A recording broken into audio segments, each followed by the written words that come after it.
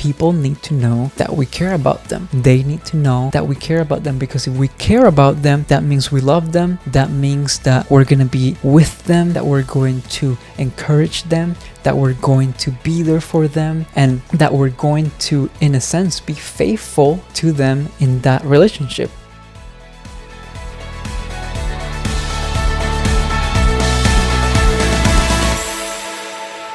One of the most overlooked areas when it comes to dreams and leadership is the ability of a person to establish and also keep great relationships. And when it comes to those things, when it comes to being a good leader and making your dreams come to life and building those dreams, everything is based upon relationships. It's all about relationship. Leadership is all about relationship. In other words, a leader who's not relational is only leading himself or herself. That's why it's so important as leaders, as people who have goals and ambitions and dreams, we value and pursue relationships. And that's something that we don't talk about enough, in my opinion, because a lot of what we see and what we hear is self-centered, is me. But in reality, we need others. We need others. If we want to build better businesses, we need relationships. If we want to build better churches, we need relationships. Every area and every dream could be positively affected by amazing relationships. But also on the other hand, dreams and ideas and businesses and churches could also be affected in a negative way by poor relationships. And I've seen that people will give their best and work hard if you have taken time to develop relationships with them. If you are in a position where you are building something and you have a team or you have people that work with you, they will work harder and better if you have good relationships with them. You will get more things done if you focus on the relationships that you have with the people around you. And that, we can talk about that in every area, in our family, in our marriage, in our relationship with friends, anything, right? That applies to everything in every area of our life. But don't ever expect great results if you haven't invested in building relationships first. Don't ever expect that great returns from a relationship that you haven't invested into, from a relationship that you haven't given time to pour into those people, lead them with your vision, lead them with your energy, and lead them with the love that you have as well for them and for the mission that you're carrying, because it's not going to happen. And I like using the analogy of the ATM. If you look at an ATM and you go to the ATM and you're going to take cash out of it, you can only take out what you have put in. There's no way that you're going to take out more than what you have put in. The same thing happens with relationships. If we expect returns and we want to take out and we want to expect great things coming out of that, we first have to put into that relationship, put time, put effort, put desire into that relationship so that it can pay off over a longer period of time. And great leaders have recognized the importance of relationships and are very intentional in building them with the people around them. And as you have your dream and you have the goals that you have and you have the ideas that you want to develop, you're going to need people around you. And there's going to be a point where you're going to be leading people, or you might be at a point where you are already leading people. And you must recognize and remember that the first thing that would be your priority would be relationships. And you have to be intentional building those relationships if you want returns. Because at the end of the day, guess what? People are your greatest asset. People are our greatest assets as leaders, as businessmen, as people with vision who want to accomplish great things. People are our greatest asset because we not only share with them what we want to accomplish, but they help us. We do it through them. And there's no point on having a dream that's just for ourselves and it's just for the benefit of ourselves, because it's not going to be a dream that's going to be everlasting. It's not going to be a dream that's going to have an impact when we're not here. It's not going to be a dream that is going to reach more people if we don't use the benefit of relationships. So focus on relationships, grow your relationships, be intentional in your relationships, because there's so many times where now relationships that I've been developing and I've been growing over the past years, now I'm being able to really receive the fruit of those relationships. But it's both ways, right? It's not just me taking advantage or being benefited from those people. It's also me being able to bless them, benefit, bring a blessing and benefit them as well in certain areas and certain life stages and certain things that those people are also trying to do. And if I can add value to them and they add value to me, man, the sky's the limit. There's so many things that we can do when we have good relationships with people. And we want to protect those relationships no matter what. When it comes to our lives, I think that we have to protect relationships above all. And I look at Jesus and I look at his leadership style and I look at the things that he did. And one thing that I can see and that I can notice from every interaction and every people that was close to him is that he always protected relationship. He always protected the relationship that he had with the people around him.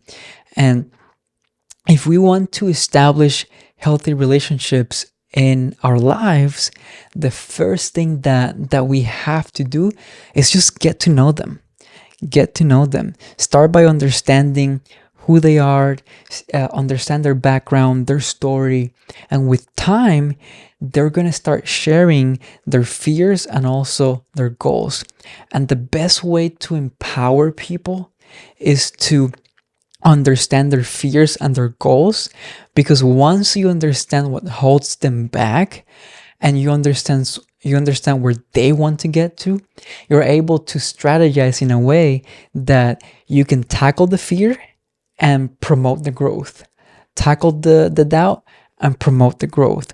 But all of that starts by we as leaders, as people who are called to lead, to all of that starts understanding them, understanding their background, their story, and taking the time to water those relationships, getting to know them, getting to know who they are. And by doing that, you will be able to position them at a place where they will be able to excel. If we talk about on the business side, we talk about you're building something, you're building an organization. The best way that you can put people in a place that they will excel is also by knowing them.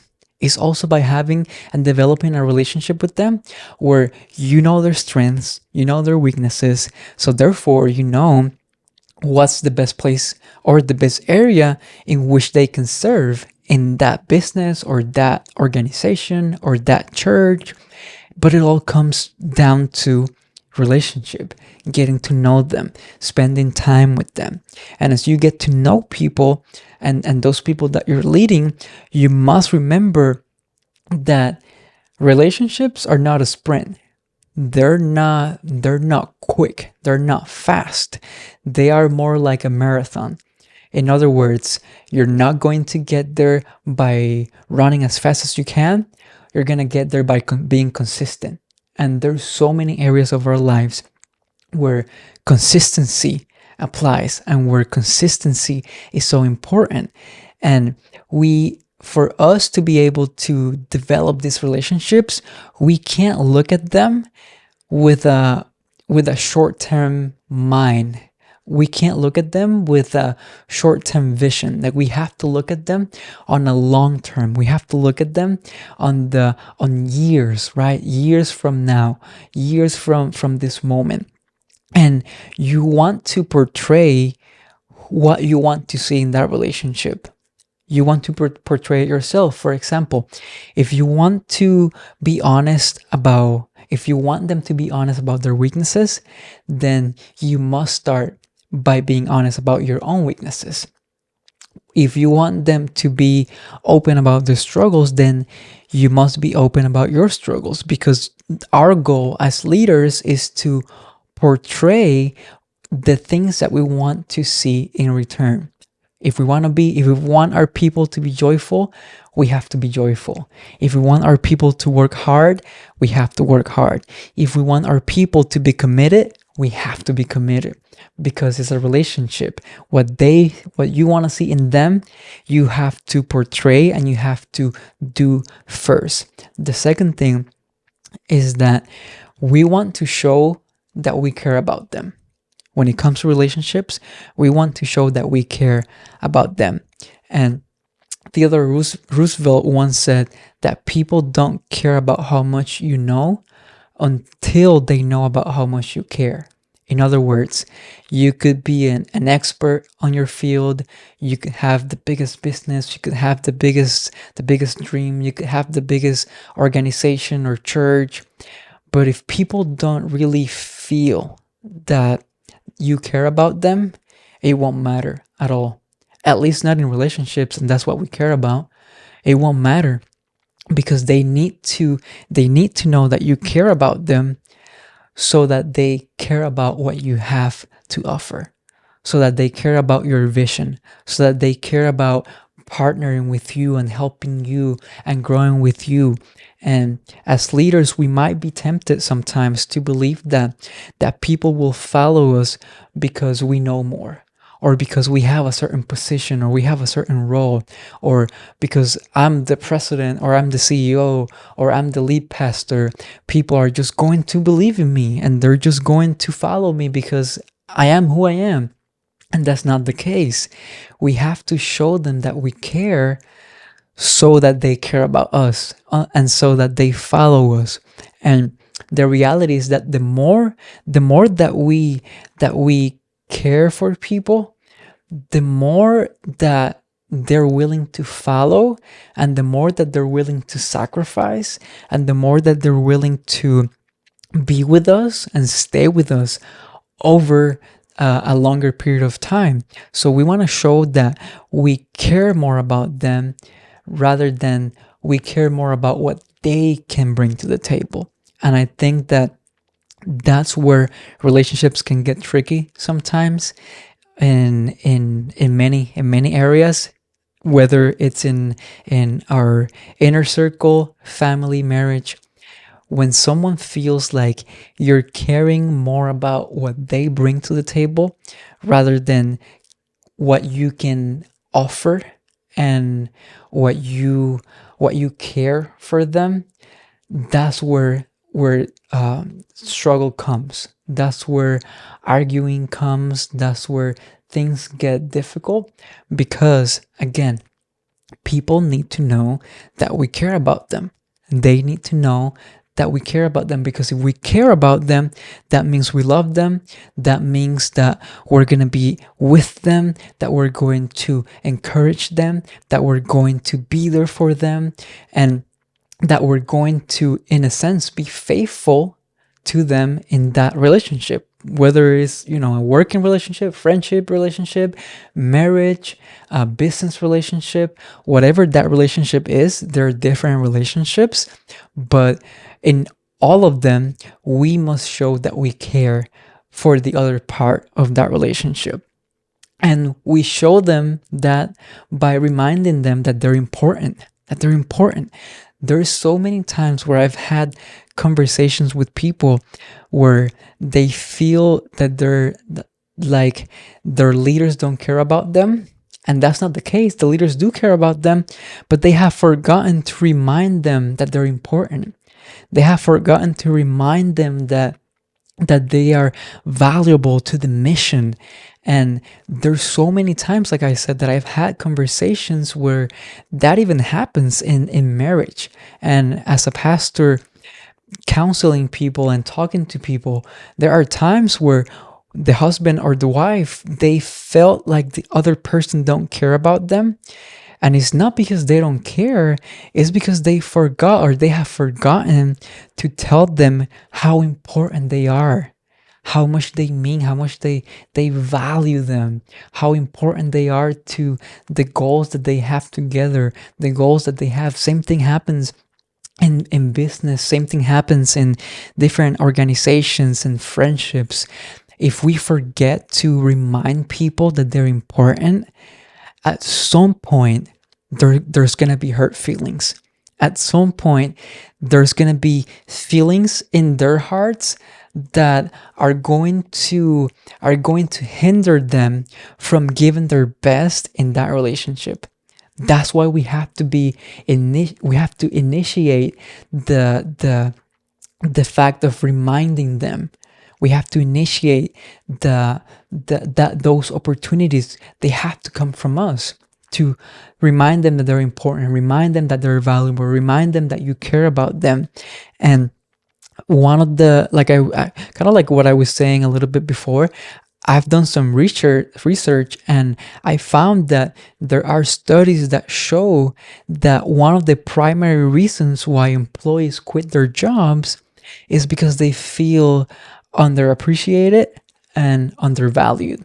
So it doesn't have anything to do with the job. It doesn't have anything to do with the obligations of the job, with the task, or the vision of the company.